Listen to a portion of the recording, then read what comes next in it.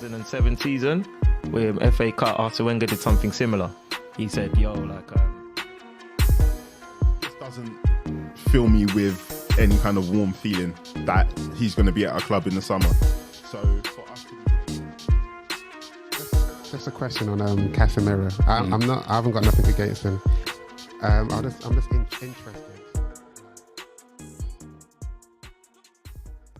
Good morning, good afternoon, good evening, whatever time you're listening. Welcome to another installment of Podcast Pundits. Same time, same place. Before I introduce the pundits today, again, just want to say that we're available on all major platforms. Thank you for your continued support. And catch us on TikTok and Instagram, etc., etc. Let's go around the room and introduce everyone. I'm Dre, man, your host today, avid Man United fan. But we'll start with you, Joey. How was your weekend? Hi guys, what's going on? It's Joey. My weekend was crap. Drank a bit, watched a bit of TV, cried a bit. You know how it goes. But I'm here to kind of just tell everybody how it went and, you know, maybe give Klopp some advice on how to do things better. Fair dues, fair dues. We'll move on. De La Strada, what you saying, bro? Yo, De La Strada, the man of many faces. How was your weekend? Busy? Weekend's always busy. By Monday, I forget what I actually done. So, let's just say it was a busy weekend, and that was about it. Fair play, fair play. We'll move on. Striver, what's going on? What's happening, guys? I contemplated not turning up last time this week, but I'm here. Striver. I'm a dedicated Arsenal fan when I would decide to be. Sometimes I'll turn my back on it. No, I'm joking. Too early. Yeah, no, of course, man. I'm an avid Arsenal fan, football fan as well. But yeah. Fair dues. And lastly, Malimar. Oh, you don't care about my weekend, no? No, we wanted to move on because you didn't want to be here, so. Fair dues. How you doing, Dre? Good? Yeah, man, I'm good. You? How was your B-Day and all of that? Yeah, good. Another year around the sun.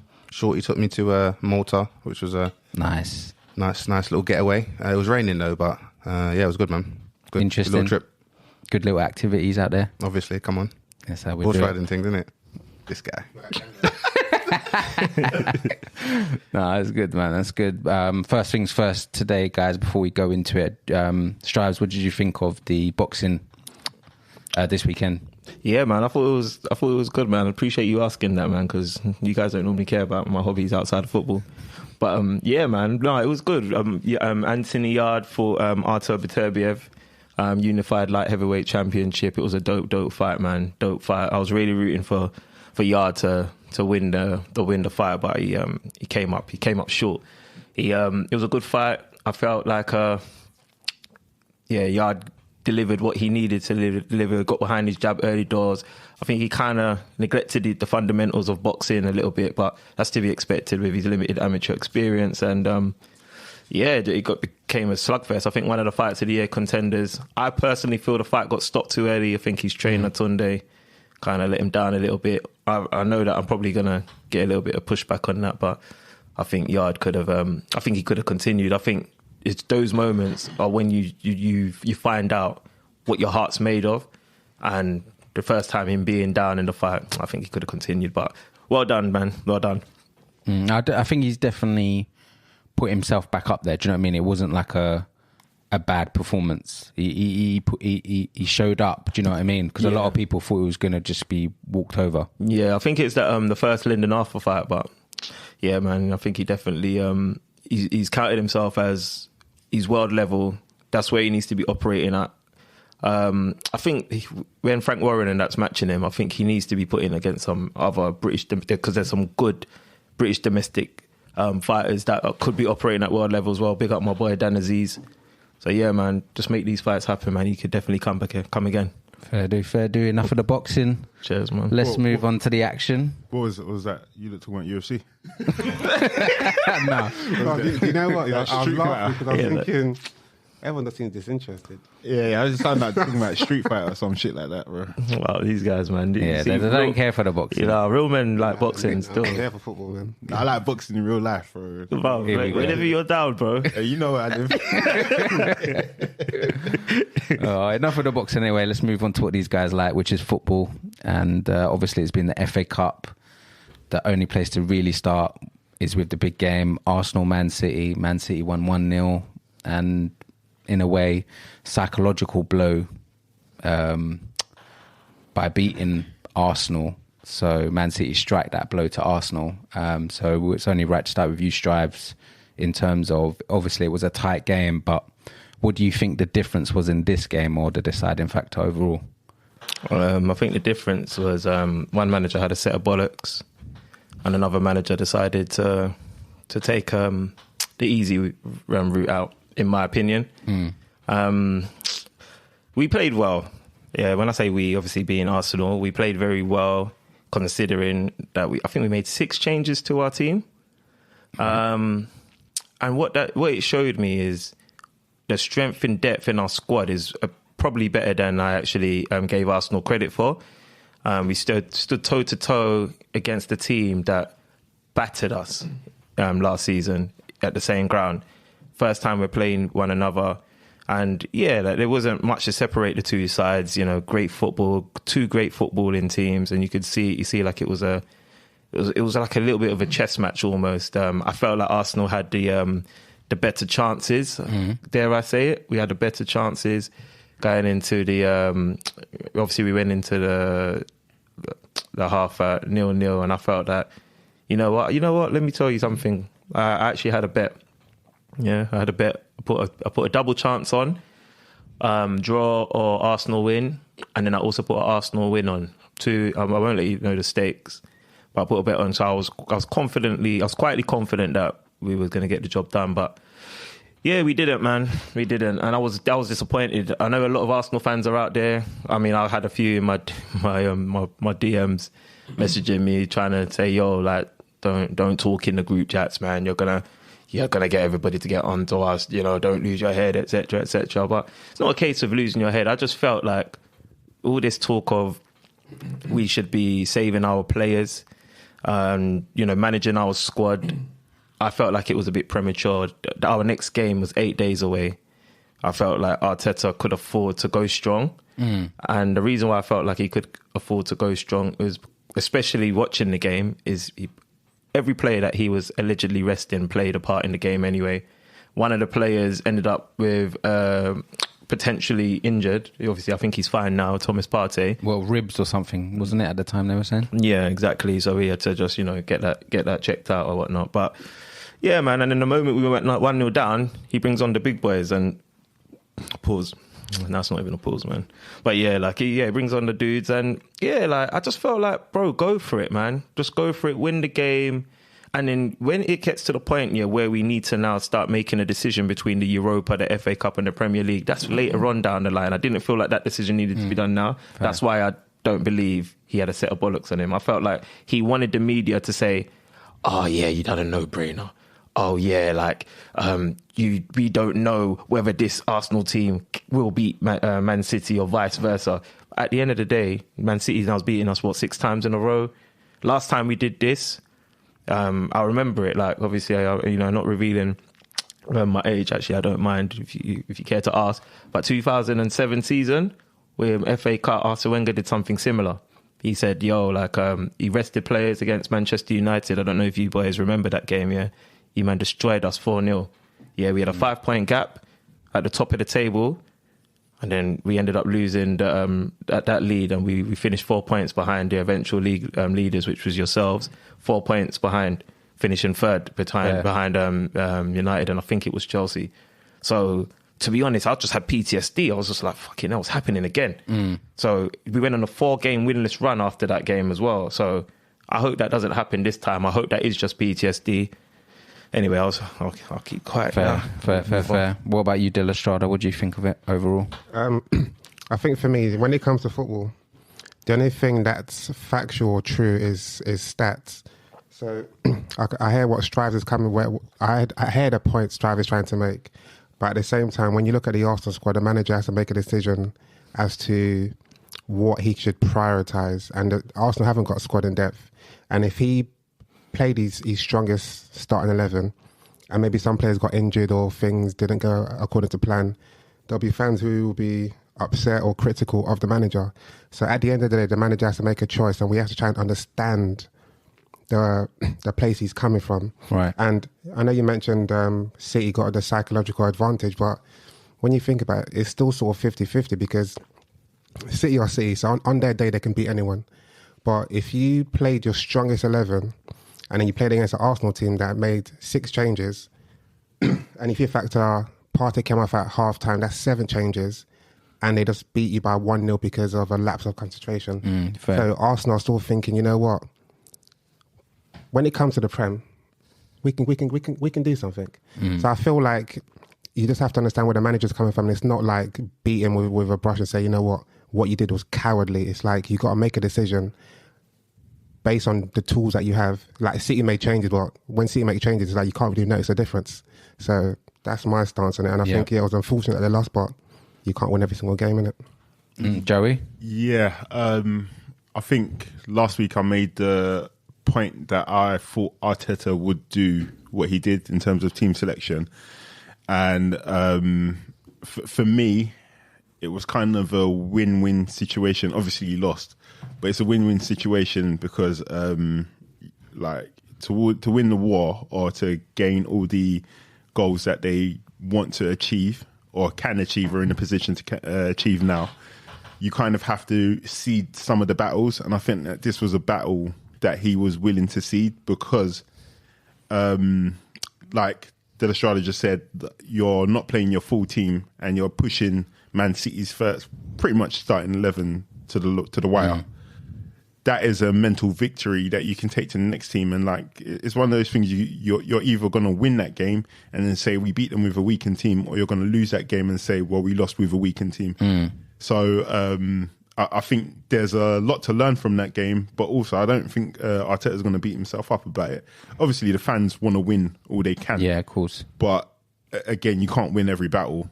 I think neither manager could draw conclusions overall. I don't think so. No. So like again, you could play that game again and for another 10 times, and the result will probably be a draw 8 out of 10 times.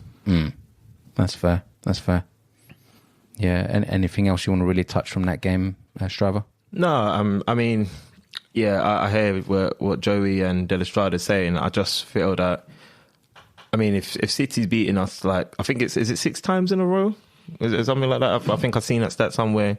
I have to disagree that if you play that game another 8 times, it's going to be a draw like this. Like De La Strada says, the only thing that's factual is stats. And the stats don't favour us. So when people are like, oh yeah, we'll beat them at the Emirates, I'm like, how do you bloody know? No, it's no guarantee. No guarantee, but it's like even I spoke last season when Arsenal played City, and again, Arsenal marginally lost and they had 10 men.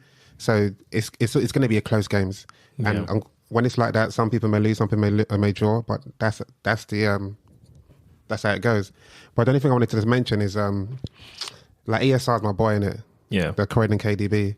But his injury record is a cause for concern because this should have been a game that he played.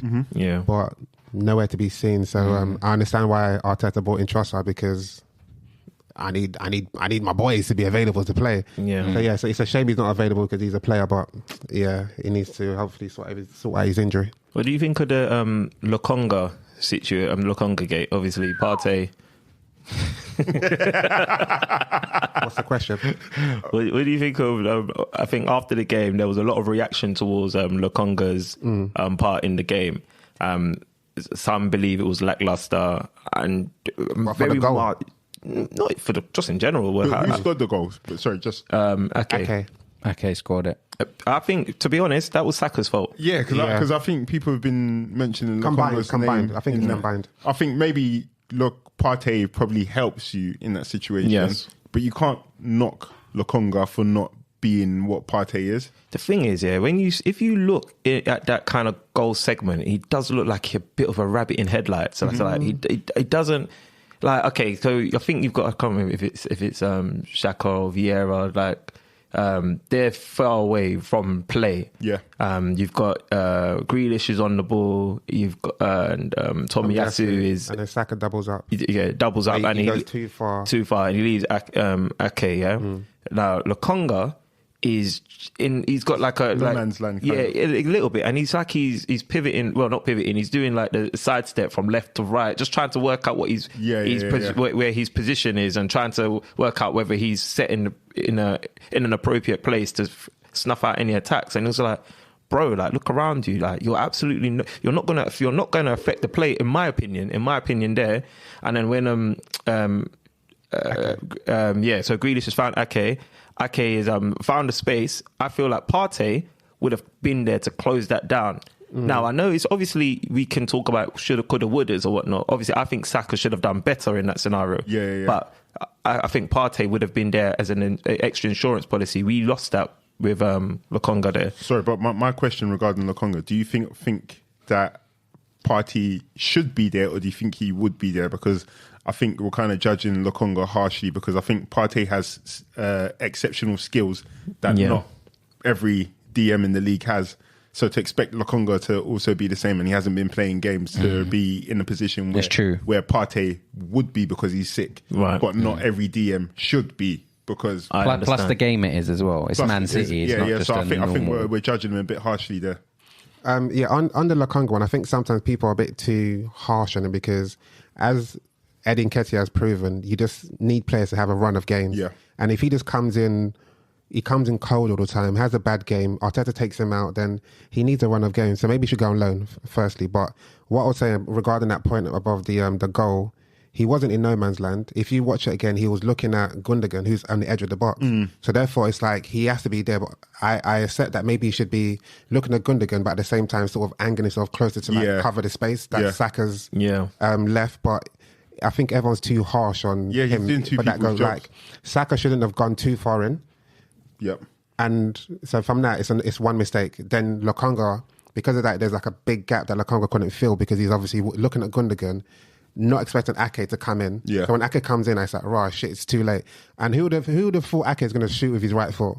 Yeah. So I've seen him do stuff on his right foot. I know, but it's like you're to looking, score on your right foot. Like, So that's why I would say it's harsh, to be fair. Yeah, I mean, potentially. The one I thought was harsh, I don't know if you guys saw the clip, there was a clip of Odegaard kind of giving Lokonga... he was too deep in that point. Did you feel like that was justified? Yeah, I thought that was harsh there, personally. No, it was too deep. Because as a DM, it's like he was more or less sitting on the defender's toes. He needed to be more closer to the midfielders. Okay. Sorry, just on Man City as well, I think Haaland, I think De La Strada has always mentioned, like, when he's not scoring goals, what is he to Man City? Yeah, what does he do? I think, honestly, I want to bite my tongue, but I think without the goals, he's a crock of shit.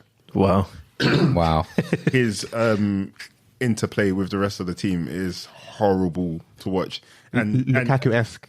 That's rude. The thing is, we watch Nunes and he can't pass the ball 5 yards. Bro, let Nunes hang on, because he mentioned Lukaku, innit?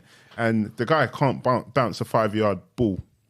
He couldn't link up anything. The ball was coming to him, and he, like, obviously when it's a battle with Saliba and the hench guys, he wants to do henchy. Yeah. What about Holding? Because Holding was being quite aggressive. Too aggressive. Too aggressive, and did he do I his job? actually think Arteta put him on just for the half. I think that was that was a strategy. Yeah, if he never got booked, he would have stayed on. I don't think so.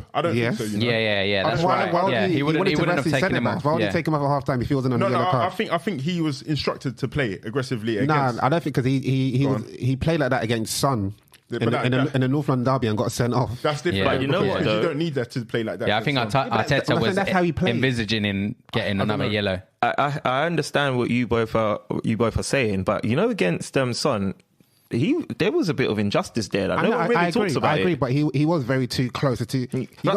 Son elbowed him in the face in that game defender, at one point. You got to be a bit cute. You got to be a bit cute, and it's like, don't be so like. Don't let the ref just know. Okay, I'm holding him. Like, be a bit more cute. Yeah. So when Saliba came. No, of course you can see the golf in class. So there was Haaland, Cole Lewis, Rico Lewis. But he was decent. But I've got loads of questions. It's the system. Why is he playing there? Because he was getting playing as a right back. Yeah, that's where he plays. I don't think he's a right back. I think he looks like a centre mid to me. No, he's a right back. Because if you see him, he's always coming and showing for the ball. Yeah, Like, no, he plays like he's doing there's a Kimmich. He's doing the Kimmich, yeah. But you know, Man City are susceptible to getting burnt down the wing because he was getting burnt down the wing. Yeah, but there's another games where he's done that run. He's done it well. So. But this is what I'm saying. And then going forward, I think there was a one time he went forward and kind of got like felt like it was in no man's land. But I think defensively, I don't think he's that good, and I think it's just going to be another issue that we've seen Pep struggle with defensively because their defense hasn't been great this season. No, Stones went off injured hamstring, so that's going to be a big loss for them. Yeah. So that's interesting to see. But I think Man City got lucky against Arsenal. Defo. And just before we wrap this game, Dan, what do you think, Strive, I should say, in terms of Trossard so far? Trossard was dope, man. He was dope. He looked like he looked like he's been playing with us all season. Yeah, man. I'm excited to see what he's going to bring to us. To be honest, he's good, man. Do you think he could do that against Wan-Bissaka, or was it because it was Rico Lewis? I mean, Wan-Bissaka is quite good on the one-on-ones, but I think he would give him a good run for his money. I mean, he must. Defo. I mean, he's done it to United a couple of times, hasn't he? You know. Just a quick one. I know you're probably going to move to United soon, but with Wan-Bissaka, what people need to learn, like, you don't take him on 1v1. Yeah. You just got to do give and go. That's how you beat him. You pass, run into space. Not like, I'm going to stand you up. If you stand him up, you're going to lose.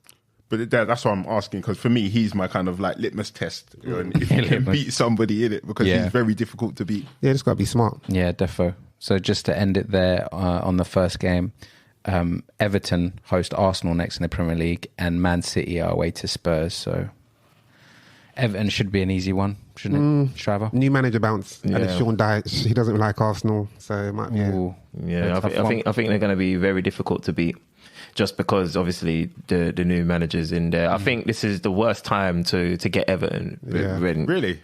Yeah, new manager bounce, and it's Sean Dyche. New manager syndrome, isn't it? But this is the team that's been playing the best football in England. Yeah, that's what I was going to say.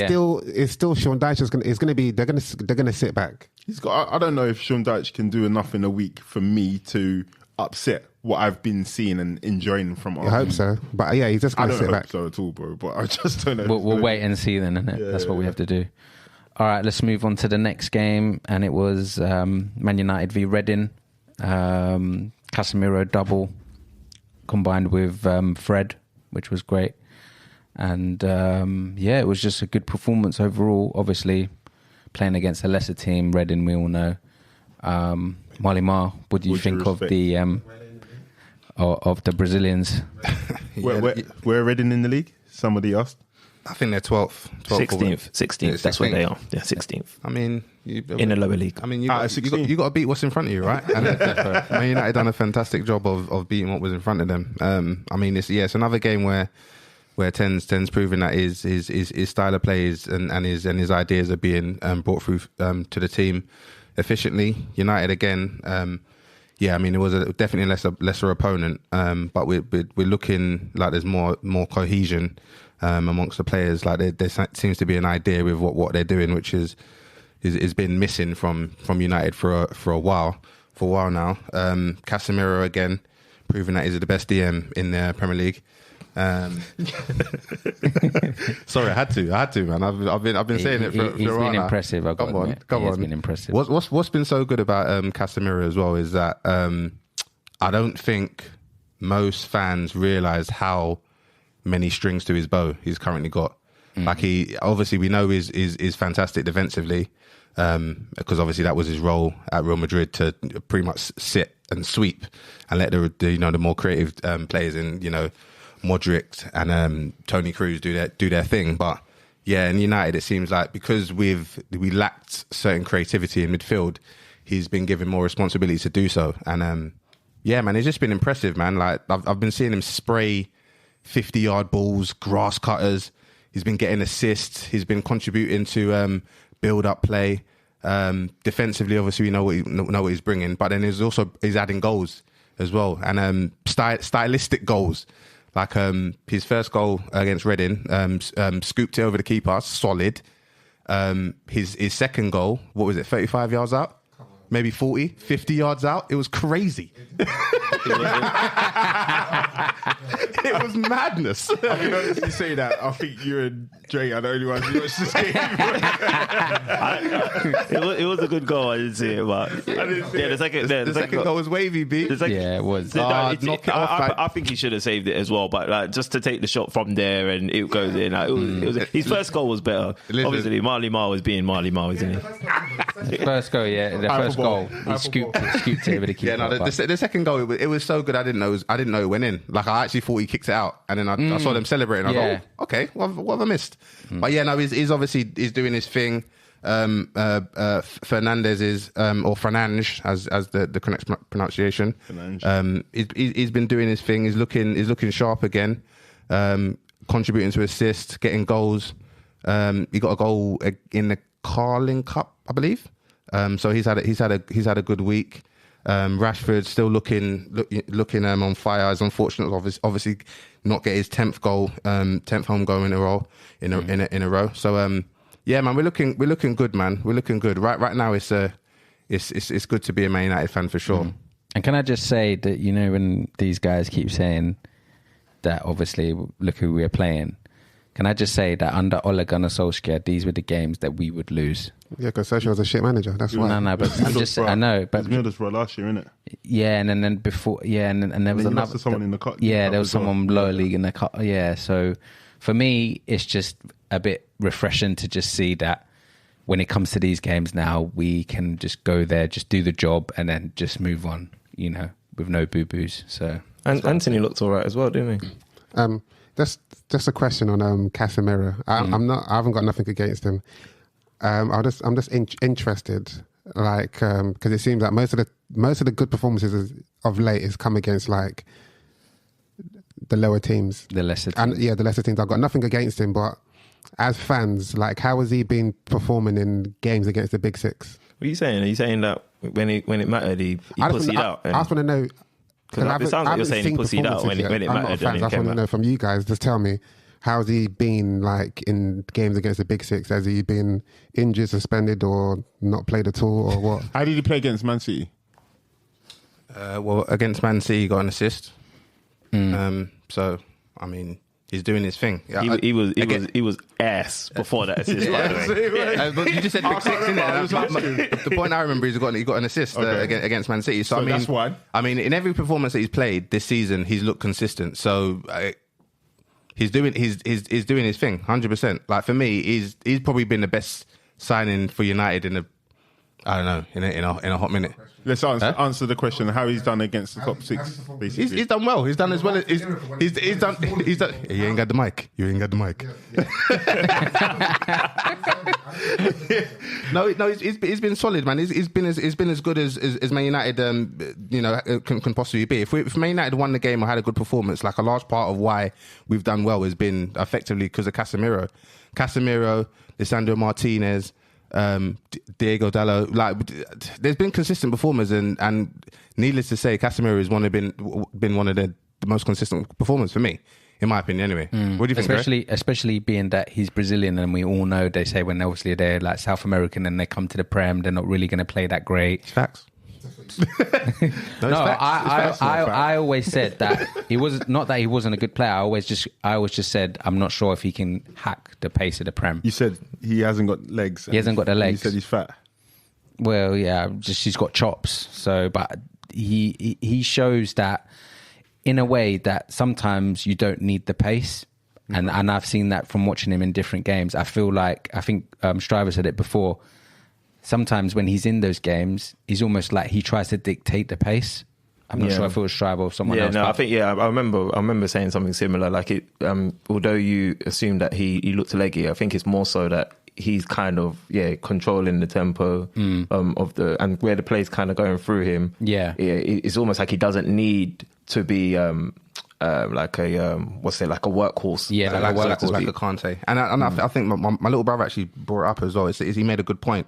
Like when you consider like who we think are the best DMs in the Premier League currently, like none of them really have pace. Like none of them. You got Declan Rice, you got Fabinho, Partey, Rodri, Rodri. None of them really. They're not really quick. I mean, positioning is obviously the key thing in as for that position. And using their head as well, so stuff like that. Yeah, I was going to say, I understand that position very well because that's why I normally play. It's all about having... Hey, that's Joey being a troll. It's all about having footballing IQ. That's all you need. Positional sense, and that's it. You don't have to be the fastest or whatever. It's just footballing IQ. Yeah, no, I hear that. Talk your truth, Dennis Strada. What's wrong with this Joey guy? He's a right back. He's lying. and I think it was a good game in terms of Anthony just trying to do the right thing sometimes. Yeah, 100%. Yeah, I mean, whatever Ten's obviously said to him, or whatever he's heard from, the fans and what's been on social media, it seems like it's gone through to him because he had a pretty good game. He got the assist.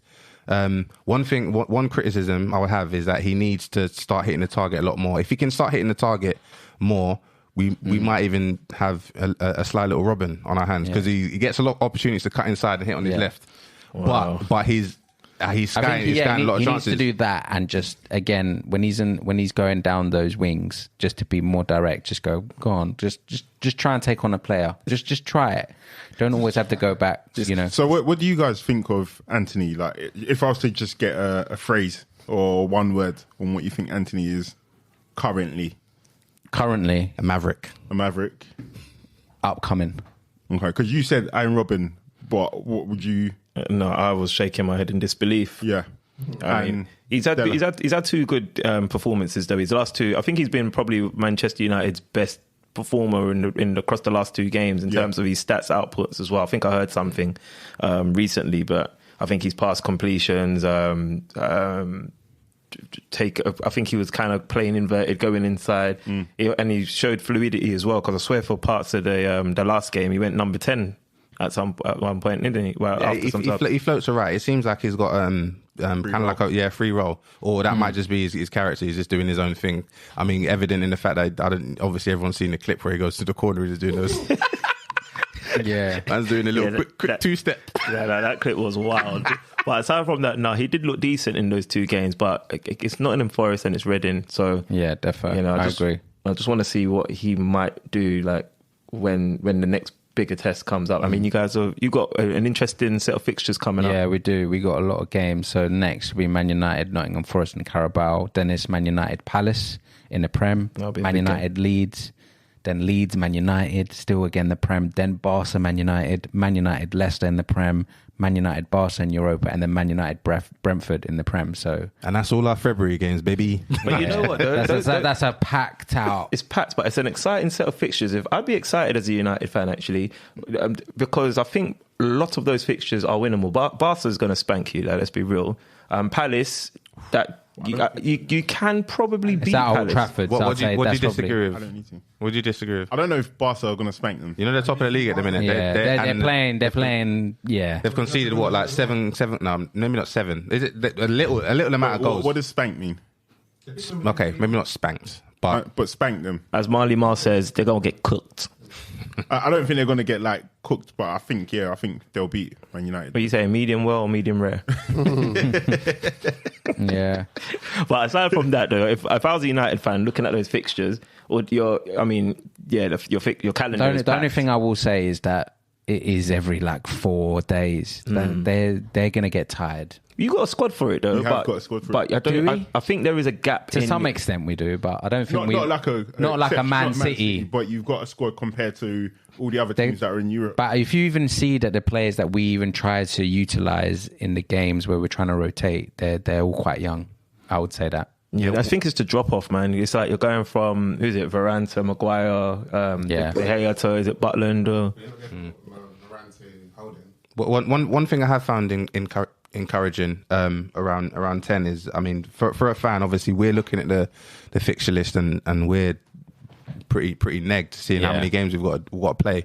When the question was posed to 10 in a week about if you've got any comments regarding the fixture list, he basically said, it is what it is. We kind of you play the games we got to play effectively. And then he said it's an opportunity for the players to get a certain level of fluidity and understanding with each other, because a lot of the players are still new and still figuring out each other's game. So he's actually excited about the challenge. And I think for a fan, it's encouraging to hear that for sure. Yeah. I was just going to say one thing, Marlima. What did you think of Weghorst and also that rash challenge on Ericsson by Carroll? The challenge was, I mean, let's start there. It was horrible. Andy Carroll had a pretty terrible game. He got the red in the end, and funny enough, he didn't actually get booked for the challenge on Ericsson, which is absolutely crazy. It's obviously not great. I'm not as concerned about Ericsson being out the team as I probably thought I would, probably at the beginning of the season. He's played a lot of games, and I think in the last few games that he's played, he's looked a bit tired. Agreed. Yeah, I don't want him to be out for a while. I don't even know if Ten's actually said how long he's going to be out for, but I think him being out of the team, I think Fred can actually go into the team. But you lose something though, because he's giving you about 8 assists, I think. So yeah, I think he is. I think that is a bit of a loss. But you're right. You do have Fred that can come in. But you know what I thought of? If you guys lost Bruno, you've got no one that can come in.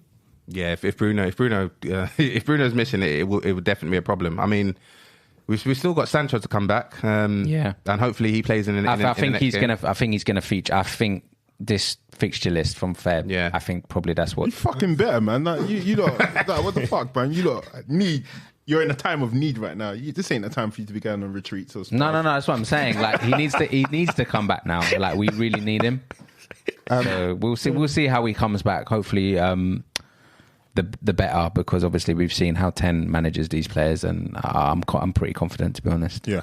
I was watching the Sunderland versus Fulham game, or the highlights, sorry, and Dallo, is it Diallo or Dallo? What's his name? Diallo. Amadou Diallo. Oh, okay. Yeah. Ahmad, yeah. Yeah, Ahmad. Yeah, him and Roberts, they were balling. So I think these didn't need what's his name, man? Anthony. You didn't need Anthony, man.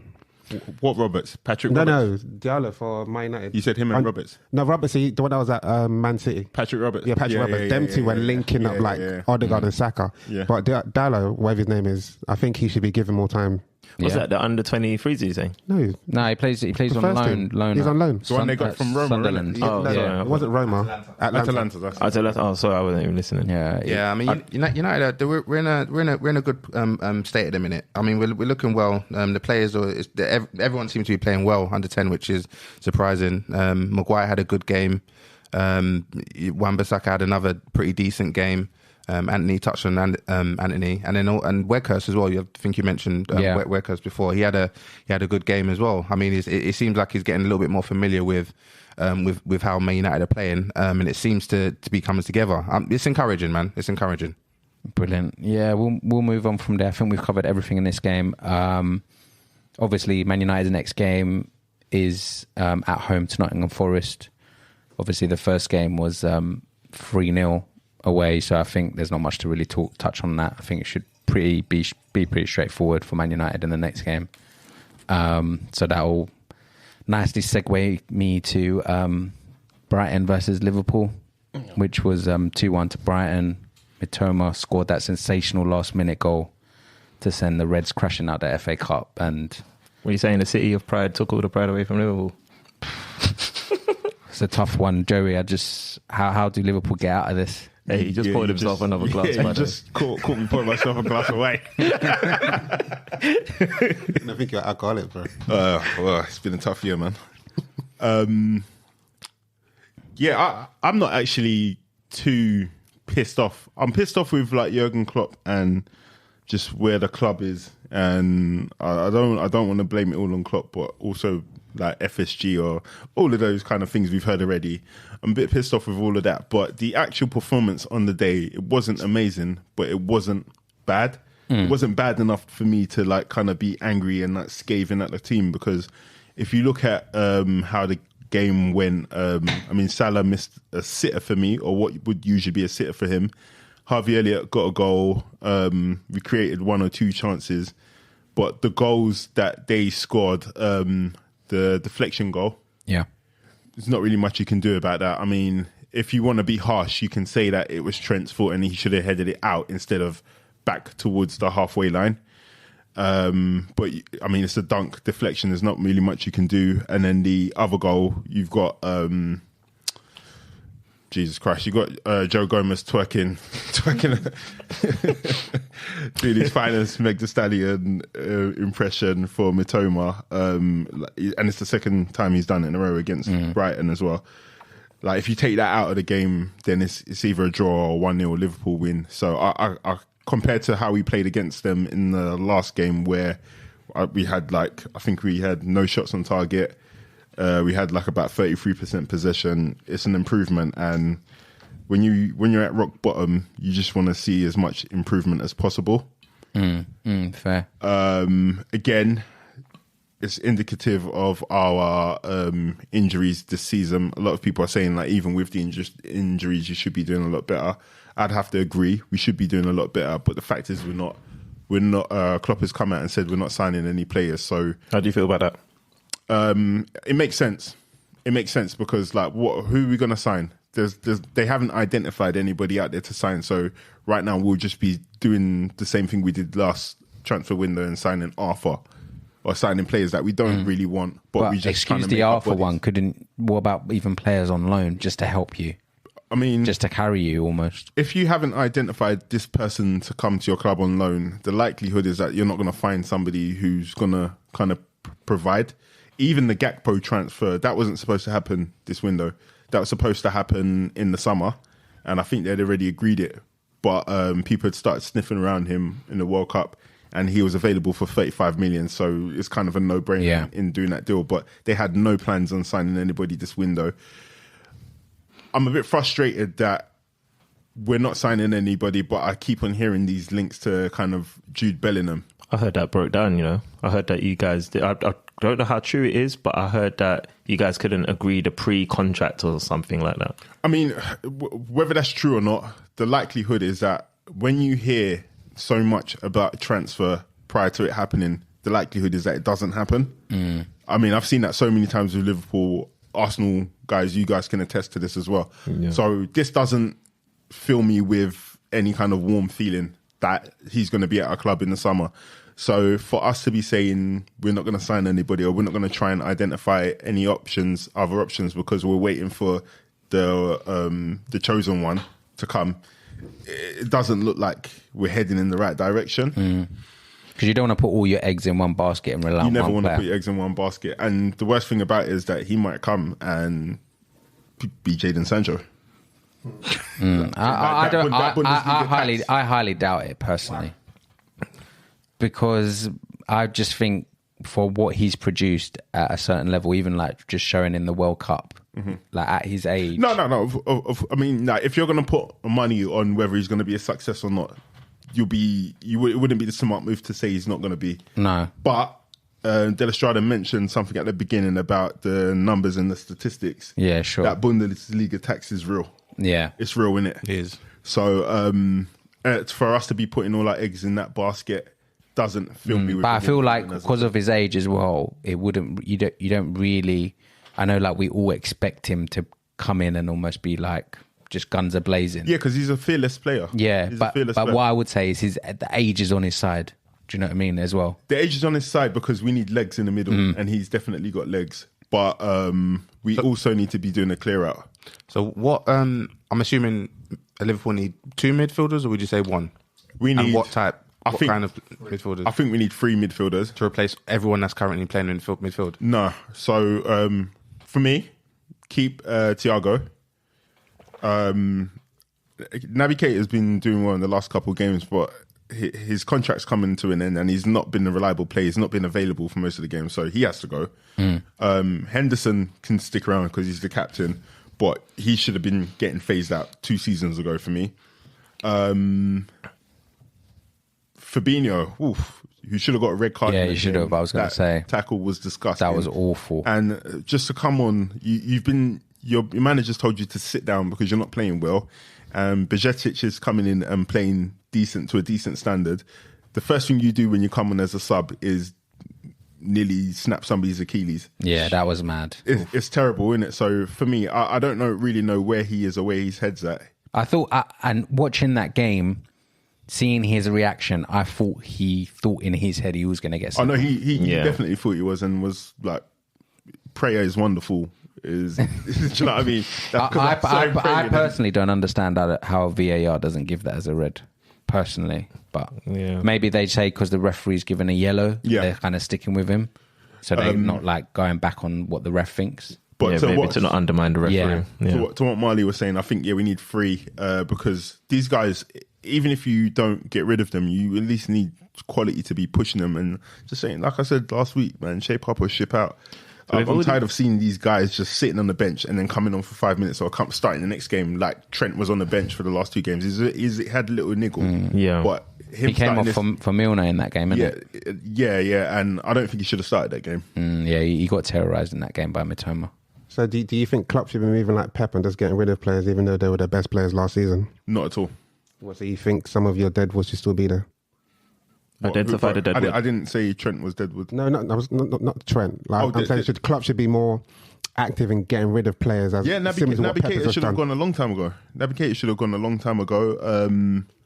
The same. To be fair, like I actually wanted Minamino to stay because I thought he's a decent player, but he got rid of him because like he knew he couldn't offer him game time, but I don't think he wanted to. So I think there's players. He develops that kind of like family relationship at the club. He's not as ruthless as Pep, and I like that about him.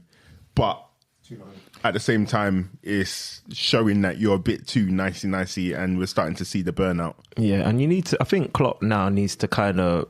I think the string to his bow that he needs to just prove to everybody, like, is he's capable of rebuilding a team and going again. Because all the best managers. They've had to do that. Yeah. I mean, you could probably argue that Pep hasn't done it yet, but he's no, because he has. He's always like 3-4 year seasons with every team, and then he goes. But with Man City, you can see that he's showing that he's prepared to do that, and he's showing he's quite capable and competent of doing so, just in the shrewd way that this guy is doing business and keeping Man City challenging on all fronts, even though everybody would probably say Man City aren't the Man City of old. They're still pretty much competing on all fronts. It's funny you say that because if you look at Klopp's history, first club was at Mainz. He got them promoted, had a little run, didn't really go anywhere with them after about 3-4 years, and then he moved on. Yeah, no, he got them promoted. Yeah, I said he got them promoted. Yeah, he got them promoted, then he kind of like sat in a bit of a limbo. Or I think he got them relegated as well. Yeah. and then, so he sat in limbo. Then he went down again. Then he moved on to Dortmund. Got won the league with Dortmund. Had a little clash with Bayern Munich, but then Bayern Munich started taking all their players, and I think he got frustrated, and then he moved on. So he got to Liverpool and he had a contract for a certain amount of period. Usually after that contract, he's out. But he decided to extend that contract. Now that he's gone longer than he usually goes, he's starting to get into that period where you have to start rebuilding. Yep. And it, as well, what De La Strada said as well, it coincided with Michael Edwards leaving and the signings not being as great as they are, or us not having a thingy. But that also goes with FSG not investing any money into the midfield. You know what though? I do feel like, because before De La Strada asked a question about De La Strada, what did you ask? Loyalty. About the rebuild. But that's where I was going to go to. I was going to say, I think Klopp, his issue. I used to compare him to Arsene Wenger like years ago. Arsene Wenger used to be extremely faithful to his players. Yeah. And I feel like Klopp's got that in him as well. And he's got to find a way to be a bit more shrewd when it comes to, because I feel he's got a lot of power in the club. I know you always argue that it's FSG, etc., but I actually think Klopp's got a lot of power. Like, I think if Klopp wants something done, the club will back him to some extent. Yeah, no, I don't say he doesn't have power. I'm just saying we don't know. So for us to say it's him, I think when you say that though, like, that's more of a defense mechanism. I think the majority of Liverpool fans or just football fans would probably lean on the side of Klopp has the he's got the potential, he's got the power to kind of. He could throw the same strop Pep threw. But remember or similar strop. You know, like when Pep after Pep won against Tottenham. What Della said about him not wanting Mane and Salah when they came in. So that's why I'm not too sure about whether he has the final say on these things. I think he has a large percentage say, No, but I think don't know if he has the final say. They were like his fourth choices. 'Cause I think he wanted like Julian Draxler. I think he wanted one of these German boys. Yeah, exactly. So I think when they fell through, then it was like, all right, you know what? Let me give you guys. maybe. Yeah. But yeah, sorry. The last thing I want to talk about, we had a conversation today about Trent because obviously we're talking about there's a period where he was one of the best, right back in the league. I think Klopp isn't doing any favours for Trent, and I think he's kind of hanging him out to dry because he's got Trent playing exact same way he was playing when he first started at Liverpool, but Liverpool don't play the same. They don't offer him the same protection when he's further up the pitch. Yeah. So we saw like Brighton, sorry. What are you talking about? Mitoma. Yeah, so we saw Matoma just like burning him on the wing. Yeah, proper. But 3 seasons ago when Henderson had legs, people were burning Trent all the time, but he had protection behind him. Yeah. That's not there anymore. So it's like you're hooking him off for your strategies and tactics not being on point for somebody you know isn't the best 1v1 defender in the league. So like what's going on here? But we need to now update it. You can do that with Robertson because Robertson's good going forward and back. Yeah. But Robertson doesn't do what Trent does in the middle of the pitch in terms of him being one of the brains on the pitch. Right. So it's like what we're doing here. You're hanging him out to dry. You're hooking him off for James Milner. That's not sending a great message. I get it.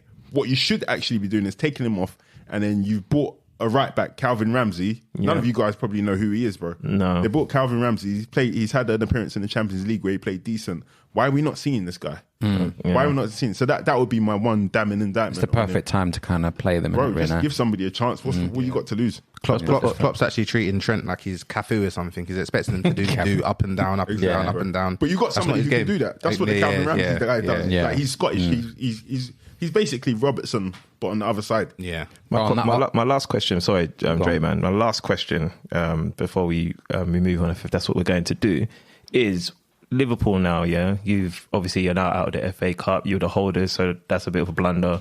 You're not in the Carabao. You're in the Champions League. It's almost like Arsenal. And you're also, obviously, you're competing for the Premier League, but it doesn't look like you're going to win that. Sounds better on the mic. What would you... You say we're competing for the Premier League? No, I'm saying you're in you're participating. Okay. Yeah, so like, my question was going to be like, so what would be a successful season at this point? Forget what it was before. I mean, it would still be, for me, Champions League qualification. Darwin Núñez scoring 10 goals? So I'm not worried about Darwin Núñez as well because I still feel like he's capable of banging goals, innit?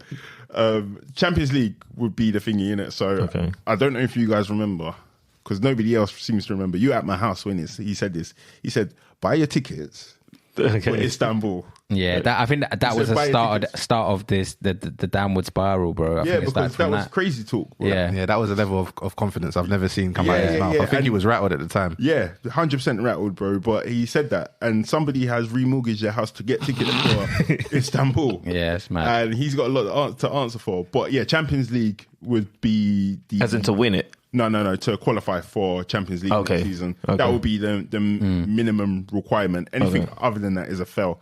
But personally, I think we're in the same boat as Chelsea. We need to probably forego Europe and just try it and rebuild. I think you know what? I think Chelsea could make a late charge for top 4. No, they 100% can. I think they 100% can because the points gap between where Chelsea and us are and top 4, it's not undoable. Like both teams have made that kind of points difference before. And we're talking about Liverpool, who have a history of doing a late rally with Pep as well. So we could definitely do it. But will we do it? I don't know. We do have our players coming back by the second week of February. Who's the first one to come back? Jota should be the first one back. I think Diaz after that. And then Firmino hasn't got a date at all.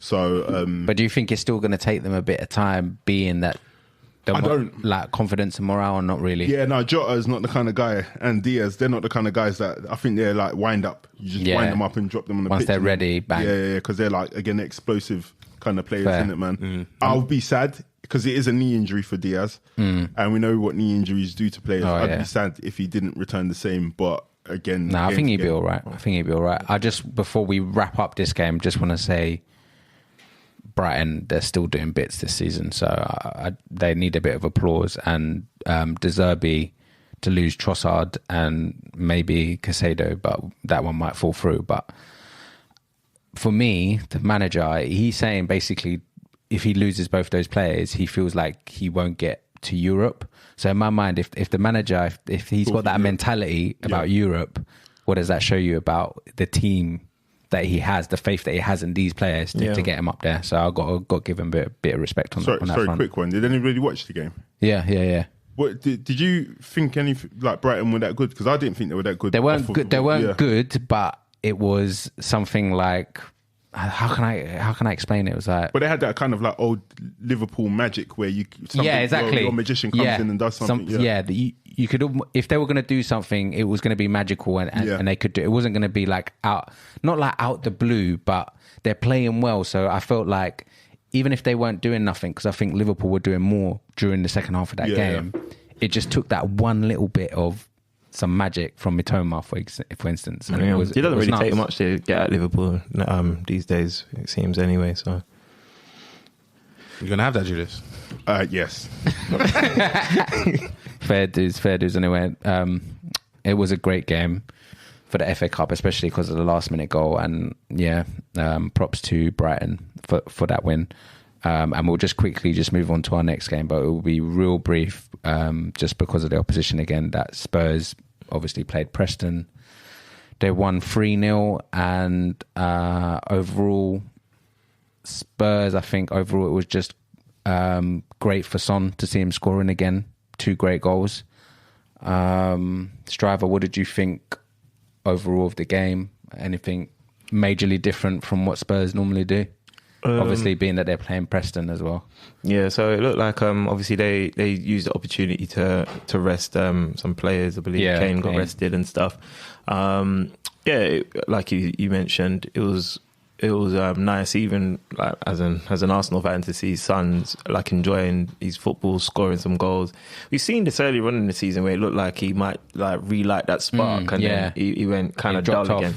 Yeah, so obviously you do have to be mindful that it's just Preston. But yeah, it was good to obviously see Son getting on the goals, and for Spurs to, irrespective of it being Preston or not, because sometimes it can be difficult to play those kind of fixtures in the FA Cup with that FA Cup magic there, and especially when it's been quite a tight deadlock game, and then just open it up and then goal after goal after goal. I think it was also a positive that they're signing Danjuma. Danjuma scored, so I think that's going to be important as well, like for Spurs to have somebody that can just kind of come off the bench and just ask extra questions and push competition for places. So I think as a Spurs fan, you'd probably be you would be happy to have witnessed that. Yeah, and I think they're linked to that Pedro Porro dude. Yeah, I think if they get him, that would be dope for them. They got that Perisic on the right, and then Porro can come on the left. These are like out and out wing back. Perisic on the left.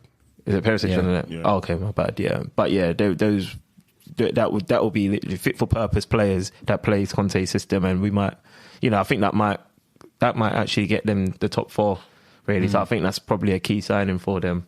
But that's pretty much all I've got to say on it. It looks like they're about to send the Spence guy on loan, right? Yeah. Well, I don't get that one. Yeah, it's a bit confusing. He hasn't really been given a chance either, I guess. I don't think Conte likes him. Yeah, when the manager doesn't like you, they don't like you, bro, man. Yeah, it's true. So who's making assignments?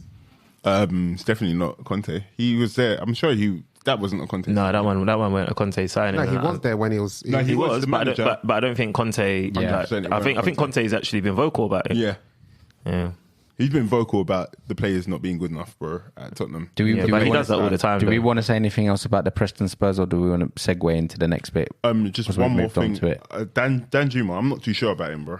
He's a loan signing, though, isn't he? Yeah. So I don't know if he's going to provide anything spectacular to Tottenham, because just from watching him play in the Champions League, like the Villarreal team was all right, but I don't think he pulls up any trees. Fair. Cool. That nicely moves us on to the transfer talk. Obviously, it's nearly the end of Jan now, so obviously the transfer window's coming to an end. Just want to know your thoughts on players in and out at different teams, or anyone that you think stood out mainly in this transfer window. Well, I mean, I'll just kick off quickly because Caicedo, I think that's I think after watching City versus Arsenal, and obviously having that scare to Partey, I was one of those people that was being quite frugal and wanting to be thrifty as if the money was mine. I was like, nah, man, you can't be spending this kind of money in January for a player that you could potentially get for less in summer, or you could probably with that kind of money get something similar. Or maybe better, but after thinking about it in hindsight, watching the game, just having that fear of potentially losing Partey, I think Caicedo was a great link. Obviously, we've put in 2 bids, I think 16 and 65.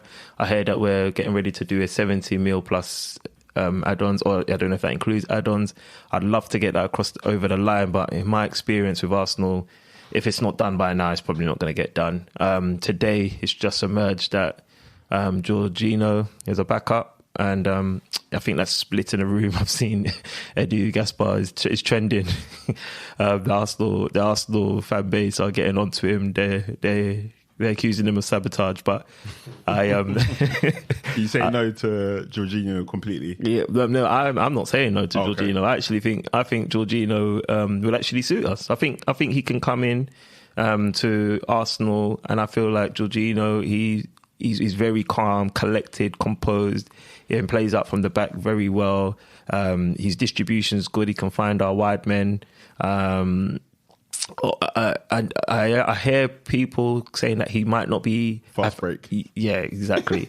But like we said though, I think Marley Marl said it earlier on in the podcast. Some of the best holding mids or players that play that position don't necessarily need to be the most athletic or the most fast. No, but his problem is that his positioning is horrible, man. No, that's Chelsea, man. That's been down to Chelsea. I think at Arsenal, I personally think he could slot in. I don't think he's going to come in and be our first choice, but if we've done a good job of keeping our players fit. So if he does come in, I can see him. I can see him doing the job. But I would prefer Caicedo if I was to be the one choosing, and I'd say pay them what they want, man. Standalone player as a player, 90 mil, 100 mil, no. But would I spend 90 mil, 100 mil and win the Premier League? Yeah, I would. So let's do it, man. Just on Jorginho, who does he come in and replace? Is it Xhaka? Or is he back up? Yeah, back up. Yeah, that's interesting. Okay. I thought you as in because you're trying to sign backup for Partey. I thought he was a second choice as backup for Partey. Yeah, but I think he could. Yeah. Because I think the drop off between him and Partey is just too high. Yeah, and then we saw what Lokonga not stepping up to Partey makes Arsenal fans think. So imagine what Jorginho would be doing. I think that's against Liverpool where he went down in the box and the ref just gave him a free kick. Yeah, I actually feel like it might be a replacement or a backup for Xhaka. They seem more of the same kind of player, or they could do similar stuff. No, it's definitely not Partey because Jorginho's not a tackler. He's not a tackler. Neither is Xhaka. But I'm just saying because they were actively seeking replacement for Partey, to now then switch over to Xhaka is a bit confusing, but yeah.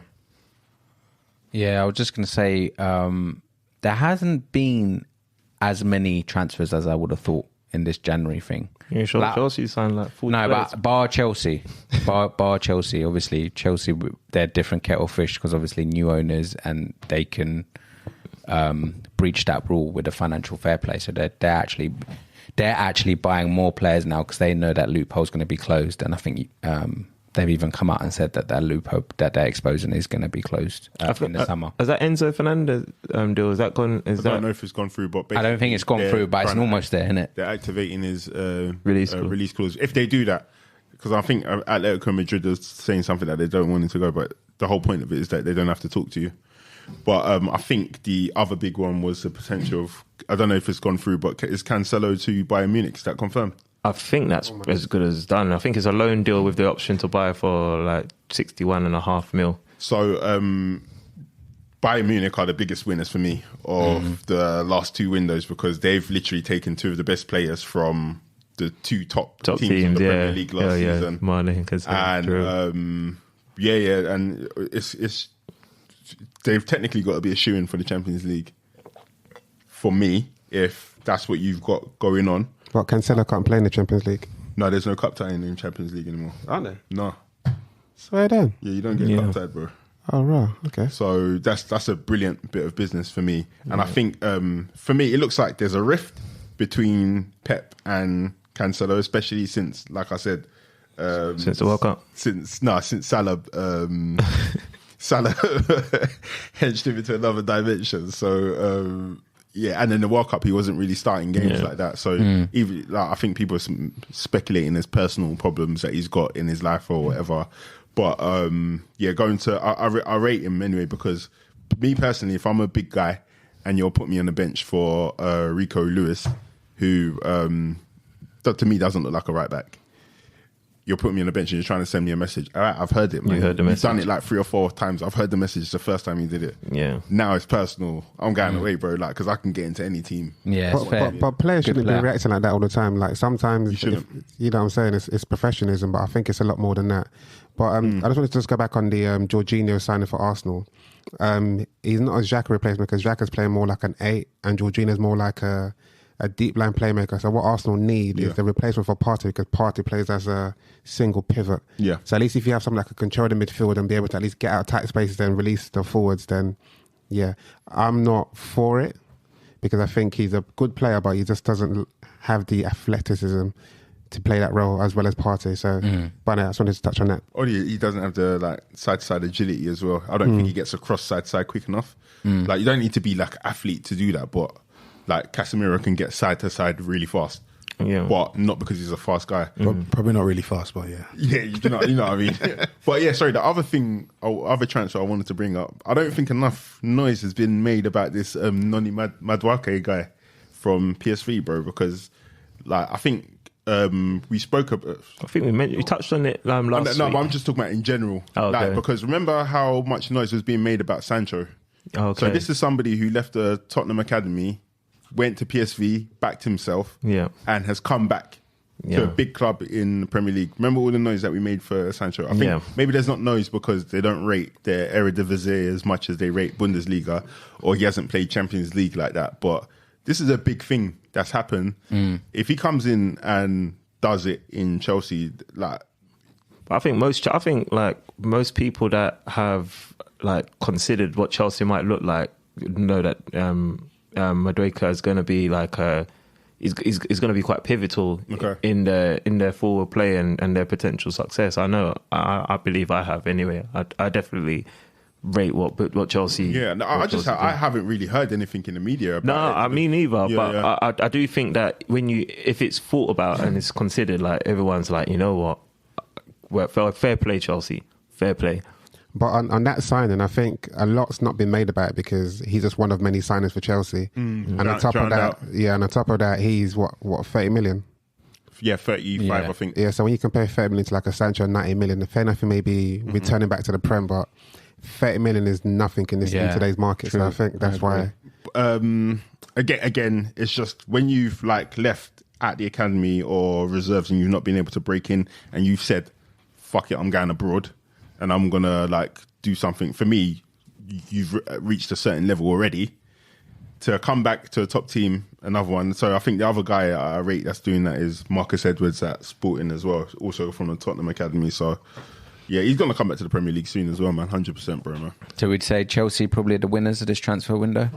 Yeah, they have to. Clearly. They've taken the most chances. So yeah, it's going to be interesting. If they're not successful, and I think pretty quickly now, given the investment, I think the allowance for Potter's probably gone down. So I think if they're not playing well within 5 games, he's still looking meaty. I think they'll pull the ripcord on him. I don't know, because I think again, sorry, I was just looking into this Todd Bowley guy. I think he's done the same thing as well with I don't know what sport it was, baseball or whatever.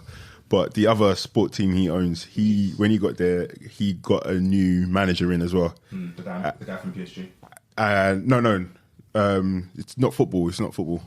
Oh. But he got a new manager in that sport as well, and then he was there for. He was a new guy. he gave him loads of time, and he struggled as well. But he came through it, and I think he said publicly that he's willing to give Graham Potter a long time to think he's giving him a 5-year contract. So obviously it might be a bit naive because this is a different sport. Like once the fans turn on you, the fans turn on you. But fair. I think he has every intention of giving Potter time to build something, and the signings that he's making or the investment that he's making looks that way. I don't think you're going to invest in this one and then just put another guy in there and say, make it work. Yeah. Do you know what I mean? That's a recipe for disaster. Yeah, I think Potter's gonna last till next season, and I think he's so gonna. as well. I think he might even get the whole of next season. Yeah, you need the whole preseason with Yeah. With your squad as well, because they're signing. Is it the striker that they got coming in the summer? In Kunku, let's say, yeah. So, and I think he's going to be a problem, to be honest. That's a good problem. Yeah, that's what I'm saying. I'm still not convinced. I think again it's the German tax because he doesn't seem ready made for the Prem. I'm with you Swear. on that. He doesn't seem ready I'm made with for you the on Prem. that. He seems you need. Yeah. I'm not convinced about him yet. I don't know what he's going to bring, but I'm not quaking in my boots over him, to be completely honest. But it's interesting to see all the players that they're getting in and how they're going to... Because they've got a lot of players, bro. Yeah. So they must be planning a mass exodus, bro, as soon as July 1st comes. Do you know what would be interesting to do is do like Chelsea's strongest starting 11 based on all the players that they've got, because you've still got Raheem Sterling to come back. You've true. got Felix, Mudryk. Yeah, there's some players that's in that front three, let alone like the rest of the team. So it'll be So interesting. if you was the manager, obviously the new striker's not come in now, De La Strada. Who are you playing up front? Uber. No, not even that guy. Nah, that's what I'm saying. I was talking to other Chelsea fans about this, and I may do a false 9 and play Raheem Sterling that's exactly what I said. as a false 9 with Felix and Mudryk on either side. Exactly what I said. I said to him, you guys should just utilise Sterling more, get rid of Aubameyang altogether, and I think you'd have a more joy. I heard something about him potentially going back to Barcelona. Yeah, I think there was rumours, but he can't move again, innit? He's moved enough. No, he can because he's already played for Barca, innit? Oh, okay. Yeah, they're not going to do that. They're top of the league. There's no reason for Doesn't make to any bring him sense. back. They've got some interesting options right now. It's just whether or not Potter can create the right meal using the ingredients he's got. We'll see. And Kunku can come and be another like Remy for all you know. I don't know. Raheem's obviously got good standing in the Premier League. He gets units, and right now there's the right players in the team to bring the best out of, I'd say, everyone within the team. Fair. Cool. That leaves us on to our last section of the pod, which is the back pages. So players, clubs or managers that we want to give a positive shout out to based on their performances this week. If I start with you, Malimar. Yeah, I'm going to go with Casemiro, obviously. 2 good goals in the FA Cup, and then another good performance as well in the Carling Cup as well. So yeah, he's going to be my pick, because it's probably an obvious pick as well for me. Joey? So this one isn't UK back pages. This is World Star Hip Hop front page, and this one goes to Joe Gomez for his twerking performance. Oh my God. No, I'm joking. Seriously, it's got to go to Matoma for making Joe Gomez twerk. Welbeck did it to him the week before, gave him the little dummy, put it over his head, slapped it in, and Matoma done the exact same thing, but led to progression in the FA Cup. So, yeah, man, I need to read that dissertation on dribbling that he done, bro, man. Sincere. It's insane, bro. Striver? I'm going to give it to Nathan Ake. Got the winner for City, kept Saka and Nketiah pretty quiet. Yeah, man, he was solid, good in defence, and then when he got forward, he made it count. So yeah, I'm going to give it to him. De La Strada? My back page will be Caicedo for the efforts and the length he's gone to leave Brighton. He said he's got 10 siblings. I don't know if anyone's actually checked to confirm that, but yeah, he's got mouth to feed, so you have to give him to him. No, he's crazy for that, you know. Yeah, I saw that. That is as much as obviously. Did he put that post up himself? If I'm right, I don't know if he did it or his agent did it. Yeah. Obviously, knowing that we could potentially be the beneficiaries of such madness, I was like, okay, fair play. This guy's an ingrate. Like this guy is mad, bro. He, like literally, soon as we lost, the whistle hadn't even finished. But going, the post was out. The guy's crazy. Talk about siblings, bro. Yeah, he's mad, bro. He's taken on new agency as well to effectively try and get this deal through. So that seems like the unscrupulous kind of behaviour that an agent will say to push through a move. To be honest with you, because I know he doesn't speak any English. This is seeing your boy go out with that girl that you know is no good for him, bro. I don't want him to go to Arsenal because he's gonna ruin Arsenal, bro. You think? He's showing bad character, bro. This is not what you want to see. No, I don't think so, bro. Yeah, but again, like Luis Suarez is another guy who did something like that. No, but Luis Suarez was kind of calm because he, I think, like Gerrard and a couple of the big boys sat him down and said, "Yo, like if you still want to do this after we build what we build, then go to Arsenal, but just chill with us." And he agreed, and then he went to Barca eventually. Exactly, but it's not becoming, and it's a bit lack of honour in it. I hear you. But if you can chat to a man and he goes, you know what, fair play, I might have moved mad, and then he actually still puts in the performances, fair play. But obviously we don't know how Caicedo is going to react. But at the moment, bro, like I hear you. Like obviously you're on like 3.5 bags a week. It's unfortunate. Like you should get to change your life, but bro, like I'm sorry, you can take care of 10 people on 3.5 bags. Especially in Colombia. What's he spending his money on, bro? Do you know what I mean? Exactly. Like, you know, without being cynical, like, bro, that's not really our problem. That you know, like you got 10 siblings, bro. 10 siblings, Ecuador, bro. Like, that's it, Ecuador. So regardless if it doesn't go through in Jan, do you still think he'll bag a move in the summer? 100%. Not to Arsenal. I think he can, but yeah, I think so. I think To Arsenal. I think there's going to be a lot of competition, and I don't think Arsenal do well when there's a lot of competition. He'll probably go somewhere else. Yeah, I think Arsenal, the only reason they're pushing the boat because they need the player right now. If you don't get him this January, then you're going to go for someone a bit more strategic in the summer. Yeah, I think we'll probably try and get Rice. You think? Yeah, whoever gets him, well done, man, because I think he's a pivotal key for pretty much every top 6 team. But you see, Rice, what would you say his best position is? I think holding. I think he's a bit restricted as a holding. No, he can be a number 8. Drive. He can 100% drive. I think he'll be a good number 8. Definitely drive But forward. the thing is that he can do it all. Yeah, that's it. But So can Caicedo, you know. I've 100%, not watched that guy properly. He's a very dynamic player, bro. So when you're dynamic, you can 100% do it. But I think Declan Rice, he's got the passing range. He can shoot. He's not as dynamic as a Caicedo for me. So that's why if I had the option, I would sit him at the base of a triangle or in a double pivot. I heard Caicedo. Sorry, I heard Caicedo has got the second most progressive passes after Thomas Partey, I think. And then I heard that he has got, let's say Odegaard's got 13 or so assists. I heard he's got 7, and for the Serbi, he's been playing DM. So 2 best football playing teams in the league, innit? Yeah, so. Right. Fair dues. Yeah, as I said, I need to see more of him because I don't know whether he's a Kante-esque sort of DM or whether he's a dynamo. Yeah. Or whether he can sit in front of the back 4 and dictate like Partey. So as I said, honestly, I haven't watched him enough to say he's a good signing or not a bad signing. Arsenal need a player in that position. You let sign Kante. He's been sitting for Brighton. He's been sitting for Brighton. So since the Serbi's coming, he's been sitting for Brighton. Hey, no one responded. You let sign Kante. He's free in the summer.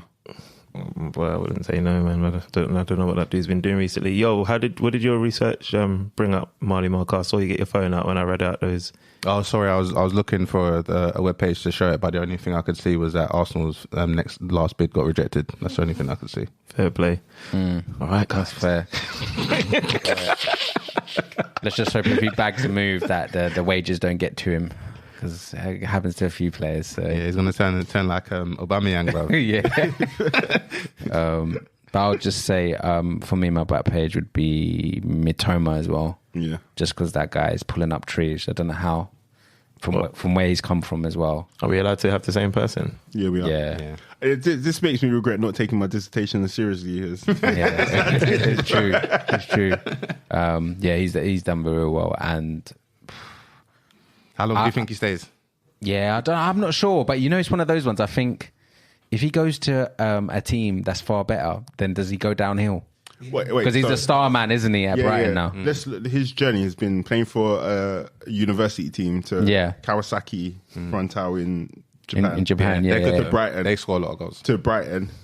So literally, he's kind of at the zenith of his career. He could go to a better team, but you have to pick the team very, very wisely. Yeah, definitely. All right, guys, if you guys are gamblers, Kawasaki Frontale, Slappers, they slap goals. Yeah, first half goals, over 0.5. Why do you think I know about it? Is it F married us? Oh, God. But yeah, that's been another eventful and enjoyable episode for us, guys. The Pundit. Yeah, it's not been that enjoyable for me. I normally come here as a winner, but I don't ever want to come here and do these circumstances ever again. Bro, it's like the fourth episode. It's talking about normally. It's the fourth episode, bro. But for those that don't know, we've been doing pilots. So if we just before we wrap this, if we look forward, it's Sean Dyche next. You're not expecting a blunder there, are you, at all? Listen, I don't know. Like I said, I've got PTSD. We went on winless runs. It could just be a draw. It could be a 0-0. Who knows? But I'm hoping that we spank them. Who's at home? Everton. All right, decent. Yeah. And that's a weekend game, right? Obviously. Yeah. Decent.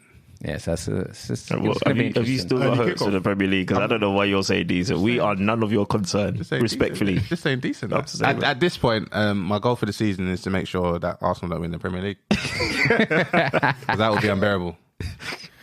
That's fair. That's fair. Hey, whoever knows me, if Arsenal win the Premier League, do yourself a favour and block me. I'll fight you to the death. I'll fight you to the death. All right, we got to be out here, man. Exactly. We got to end it, but fingers crossed next week it'll be an Arsenal loss, but we'll move on. Wow, is that how we're ending this? Wow.